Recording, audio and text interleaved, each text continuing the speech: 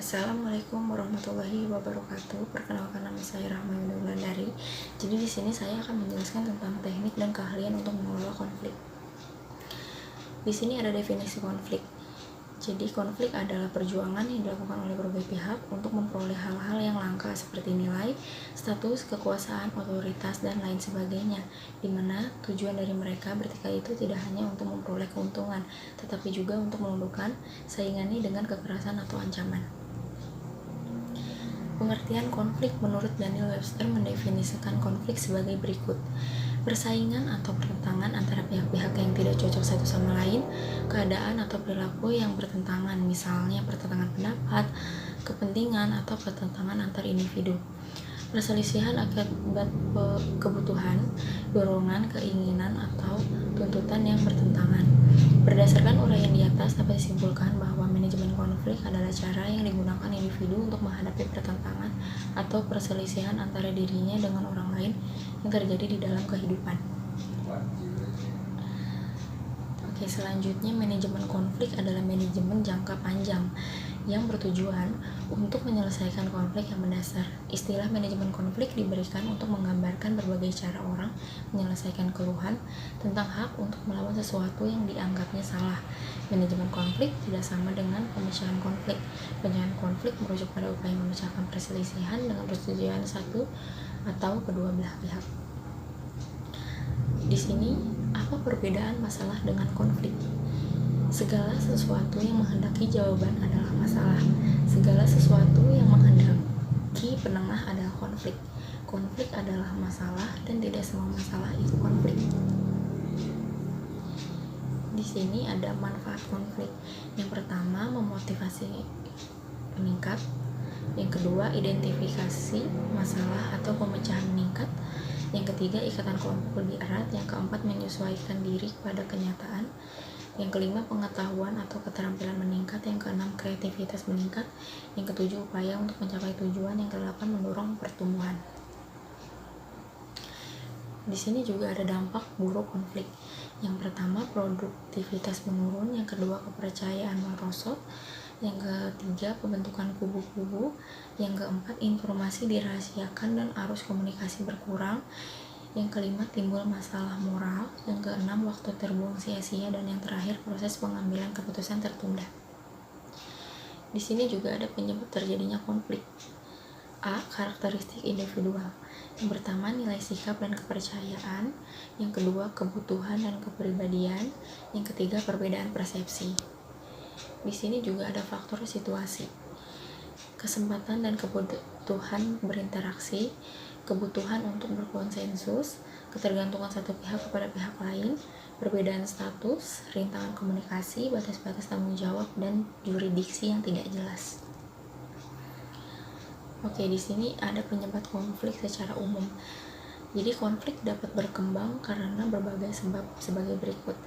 Yang pertama, batasan pekerjaan yang tidak jelas, hambatan komunikasi, tekanan waktu, standar peraturan dan kebijakan yang tidak masuk akal, pertikaian antar pribadi, perbedaan status, dan yang terakhir, harapan yang tidak terwujud.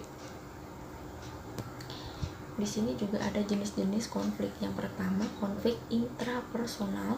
Yang kedua, konflik interpersonal. Yang ketiga, konflik antar individu dan kelompok. Yang keempat, konflik antara kelompok dalam organisasi. Yang terakhir, konflik antara organisasi. Oke, di sini juga ada aspek-aspek dalam manajemen konflik.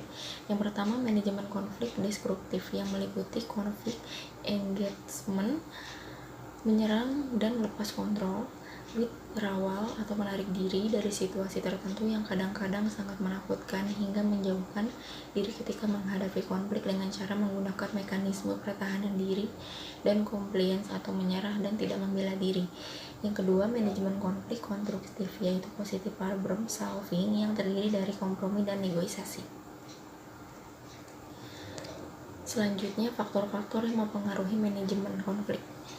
Yang A, tujuan untuk kepentingan pribadi yang dirasa sebagai hal yang sangat penting sehingga harus dipertahankan atau tidak penting sehingga bisa dikorbankan. Yang B, hubungan dengan pihak lain sama halnya dengan tujuan pribadi. Hubungan dengan pihak lain ketika konflik terjadi bisa menjadi sangat penting atau sama sekali tidak penting.